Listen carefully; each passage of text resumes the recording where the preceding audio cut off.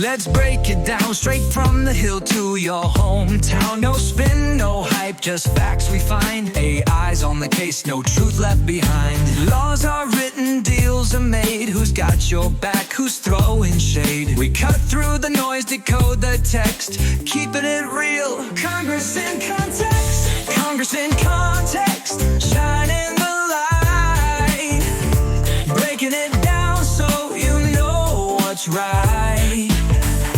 Policies, votes, who's working for you? We bring the facts, the power is you. Welcome to Congress in Context. So we're diving into the Congressional Record today. You sent us this snapshot from March 27th, 2025. A pretty packed day, it looks like. We want to try to break down what happened, what it all means. You know, what's the big picture here in the U.S. Congress? Yeah. And this record, it gives us a glimpse into so many different things going on. Energy policy, huge discussions about healthcare, international relations, even, those moments where Congress takes time to honor people, recognize achievements across the country. Right. It really gives you the sense that, all these different threads are happening at once. We want to untangle them a little, Figure out the major bills, the votes, and the heart of the arguments happening in both the House and the Senate. We're your shortcut to understanding how Congress is working, why it matters. So where do we even start? Well, I think energy policy is a good place to jump in. Right off the bat, we see Mr. LaMalfa trying to repeal some of those green energy subsidies from the Inflation Reduction Act. He's pushing for this through budget reconciliation. Budget reconciliation. That's a phrase we hear a lot these days. But just a quick reminder, what's the significance of that? Basically, it's a way to get certain bills through the Senate with a simple majority. Bypasses that usual 60-vote hurdle. So LaMalfa's aiming to streamline this repeal. His argument, he calls these subsidies a trillion-dollar disaster because they're pushing energy costs up. Could push out those more traditional sources like coal and natural gas, even brings up, hydroelectric dam destruction, kind of throws that in the mix. Yeah, that really gets to the heart of it, huh? How differently people see energy policy. For some, those subsidies are essential for moving towards cleaner sources. Others, like LaMalfa, see it as government overreach, potentially damaging the economy and our energy independence. And we see that tension again in the House debate over appliance standards. Specifically HJ Res 24, that resolution to dismantle an energy efficiency rule for those big walk-in coolers and freezers. You're right. It's the same underlying tension. On one side, you have Mr. Pallone arguing vehemently against this repeal. Says it'll just lead to higher costs for businesses, for regular people. He's also pointing out that this resolution falls under the Congressional Review Act, which has a big implication. If it passes, gets signed, the Department of Energy can't make similar standards in the future. He's framing this as a hit to common sense energy efficiency. Right, so it's not just about this one rule. It sets a precedent. And on the flip side, you have Mrs. Bice arguing for the repeal. She's focused on the burden this rule puts on small businesses, especially in rural areas, pharmacies, convenience stores, those kind of places. That's a good point. It's this immediate impact on small businesses versus those long-term efficiency goals. The fact that the president's advisors would recommend signing this repeal if it reaches his desk tells you where the executive branch stands. And the vote itself, 214 yeas, 193 nays, shows how tight these energy decisions are in Congress. Wow, yeah. Almost a 50-50 split. All right, well, that sets the stage nicely for another big topic in the record, Medicaid funding. It seems like this is always a battleground. Always. And we see worries coming from multiple directions.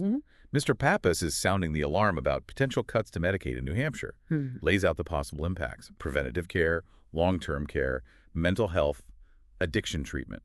He also mentions the potential end of Medicaid expansion there, which was bipartisan, could mean thousands without insurance. And the story he tells about a caretaker potentially facing homelessness because of these cuts, it really hits home. Mr. Green of Texas jumps into this too, right? He suggests that the Republican focus on tax cuts, specifically for very wealthy folks, could end up being paid for by cuts to healthcare, like Medicaid, skilled nursing, programs for people with disabilities. It frames the whole thing as a values debate. Where do our priorities lie? Absolutely. And then there's Mr. Kiley from California. He offers a different take on Medicaid entirely. Criticizes California's policy of providing free, comprehensive Medicaid, they call it Medi-Cal, to undocumented immigrants. Calls it unsustainable. says it's leading to the system needing emergency allowance. He's even introducing legislation to restrict Medicaid to legal residents only. Raises some big questions about, who deserves health care, what are the financial consequences of different approaches. Yeah, very different perspective there. Up in the Senate, Senator Durbin takes issue with President Trump's comments on Social Security and criticizes cuts to the Social Security Administration's customer service budget and staff, especially with the number of beneficiaries growing. It's a concern about people being able to access these essential services. And Senator Merkley, he gets into the weeds of fiscal policy, criticizing the Republican approach of using a current policy baseline when they project the cost of tax cuts. He argues this hides the real long-term price tag, which could be trillions added to the debt. He even points out that some Republicans have expressed similar worries about fiscal responsibility. Senator Murray brings up a different kind of alarm bell. She's saying President Trump is illegally blocking funds Congress already approved for things like fighting fentanyl, national security, even weather forecasting, and Title X funding. Says it's undermining democracy, going against bipartisan agreements. And then, circling back to Medicaid, Senator Sinema shares some pretty powerful stories from Arizona. Families with disabled children, people with rare diseases, relying on Medicaid for long-term care. It's really emotional, really highlights the anxieties that come with these proposed cuts. It puts a human face on these policy debates. It's clear that Medicaid is a huge issue, with a lot at stake for a lot of people, and for the healthcare system itself. Now, let's shift gears to foreign relations and national security, another big theme in this record. Absolutely. One thing that jumps out is Ms. Capture's reaction to those alleged leaks of classified attack plans from the Department of Defense. Supposedly shared to an unsecured signal chat. She can't believe it. Calls for an independent investigation once those involved held accountable. Mr. Green of Texas picks up on this too, goes into more detail, even mentions confirmation of mission launch, accuses the Secretary of State of downplaying the seriousness, saying it wasn't classified, raises some serious doubts about how secure sensitive information is, and the accountability of top officials. And then Senator Barrasso, he pivots to energy, but in an international context, stresses the importance of American energy production. For workers, the country as a whole, for our safety, our national security, he praises the all-of-the-above energy strategy from the previous administration, linking domestic energy to our global standing. But then you have Senator Cantwell. She raises flags about the potential downsides of tariffs, worries about prices going up for consumers, supply chains getting messed up, and our allies hitting back with their own tariffs. She mentions low consumer confidence, even hints at fears of a recession or stagflation. Yeah, two very different outlooks there. Senator Cotton then focuses on the economic investment deal with Ukraine, says it's in America's best interest to have a strong, independent Ukraine, stresses the need for Russia to back down, to disarm in a way that can be verified, and strongly condemns Putin's actions, calls them imperialistic. It's a reminder that there's still that bipartisan commitment to supporting Ukraine. Right. And lastly, on the international front, we have Senator Rubio addressing the Iranian regime's threats against Iranian political refugees in Albania. He talks about those sham trials they're holding in absentia and brings attention to the refugees platform, which emphasizes women's equality. It shines a light on human rights concerns in that region. So you look at foreign relations and national security in this record, and you see these interconnected issues. Yeah. Classified information, the role of American energy, trade policy, supporting allies, human rights. There's a lot to unpack. It is. It's a snapshot of a very complicated world. And I think it's important that we acknowledge something that doesn't always get the attention it deserves. All the commemorations, the tributes, it's a big part of the congressional record. It is. And you see so many examples in this one, like those congratulations for the Penn State wrestling team on their national championship win. Right. And there are so many individual recognitions. Larry Huggins for his lifetime of service, Annise Parker, the first openly LGBTQ mayor of Houston, and Gia Deborah Gentile, remembered for her kindness. There's recognition for other athletic achievements, too, and for public servants, like Brett Lacey, the fire marshal. Eagle Scout Coulter Lumley gets a shout-out. People who've dedicated themselves to their communities for years, like Ellsreich, still doing taxes at 101 years old.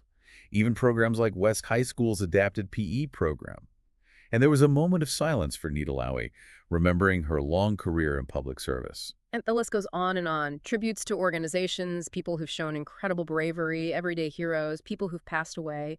It's really a glimpse into the fabric of America, the role individuals play. Exactly. And even though we can't highlight every single one, This long list speaks volumes. It's Congress recognizing achievements, milestones, gives you a sense of what they value. Definitely adds that human element. It can't all be policy and debate, right? Like, Okay, well, let's move on to the nitty-gritty. What about specific legislative actions and resolutions that were being considered? well, we see a bunch of House resolutions introduced, covering a variety of things.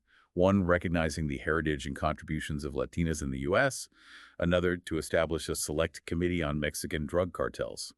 There's one acknowledging Ramadan, the Muslim holy month. And in the Senate, like we mentioned, they were considering that resolution honoring Alan K. Simpson.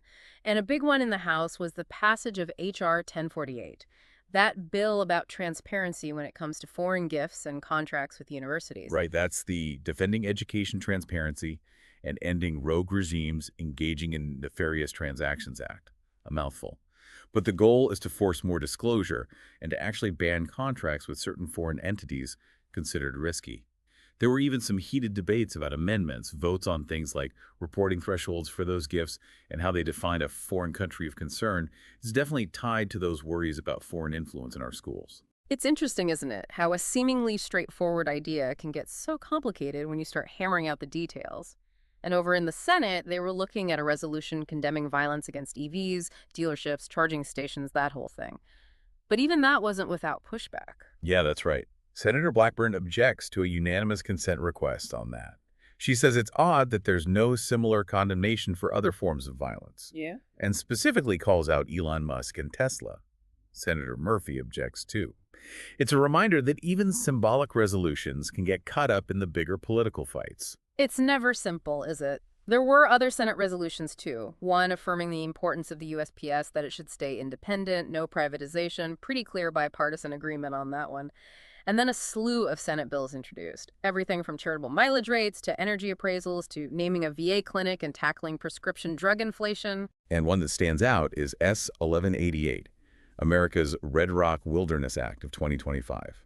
This is a big one, proposing a whole bunch of new wilderness areas in Utah. It really highlights those ongoing debates about how we use our land, how we protect the environment. So much going on, it's kind of dizzying. All right, any other noteworthy items from this congressional record that we want to touch on before we wrap up? Well, Mr. Grassley brings up that FBI Foreign Influence Task Force, talks about how it was created, then raises concerns that it was misused, maybe for political reasons, during an investigation. Gets into some tricky questions about the role of law enforcement, the potential for it to be politicized. Right. And we saw Mr. Thune submit a cloture motion on that Matthew Whitaker nomination. That's a procedural move to try and get a final vote, cut off debate. And Senator Wyden, he's talking about his investigation into how big pharma companies handle taxes, focusing on these round-tripping schemes, how they might be hurting U.S. tax revenue, driving up drug prices. He even mentions Pfizer specifically. And going back to that EV resolution, Senator Blackburn's objection, along with Senator Murphy's, was definitely notable. Mrs. Murray also raises concerns about what she sees as President Trump and Elon Musk, kind of disregarding the Constitution, not following the rule of law. Pretty strong accusation there. It is. And then we have Messrs. Begich and LaMalfa talking about how important it is to open up Alaska's resources, minerals, all of that. They want to streamline permitting, make it easier to develop. Mr. Johnson from South Dakota brings up the once and always in rule, how it affects energy producers, manufacturers. He's pushing for regulatory certainty, mentions nuclear energy as a clean option. We even see Mr. LaMalfa raising the issue of the wolf population in California. Talks about how it's impacting deer, livestock, all of that, highlighting how complicated wildlife management can be. And lastly, Mr. Crank and Mrs. Malloy. They dive into some issues that are important to the Western Caucus, things like the Antiquities Act, permitting for energy and mining projects, water storage. Whew. So we've covered a lot of ground. We've only looked at one day in the congressional record, but it feels like we've gone through a month's worth of news. What are the big takeaways here for our listeners? Well, I think what's most striking is just how much Congress is juggling at once. We see these fundamental disagreements about energy policy, intense debates over the future of healthcare, and these complex issues of foreign policy and national security. Not to mention all those legislative actions being proposed and debated. And we see that partisan divide so clearly in a lot of these discussions, these votes. Right, and it's important to remember that these aren't just abstract debates happening in a vacuum. They have real consequences. Energy policy affects how much we pay for electricity, what our environment looks like. Decisions about Medicaid affect whether millions of Americans can get the health care they need. And actions in foreign policy and national security, well, those have implications for our safety, our role in the world. Absolutely.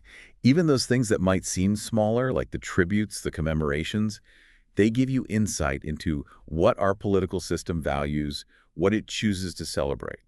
And those legislative actions, even the ones that don't make the headlines, they're constantly shaping the laws of the land. So, as you listen to us dive deep into this one day in the Congressional Record, what should you take away from this? Well, staying informed about these debates, these legislative actions, that's crucial to being a good citizen. We encourage you to look into those specific bills and resolutions we talked about. Find out where your elected officials stand on these issues and really think about how these decisions made in Washington, D.C. affect your life, your community. What questions did this all raise for you? What do you want to explore further? How can you be a more informed and engaged participant in our democracy? Those are the questions we should all be asking ourselves. That's Congress in Context for you. See you next time.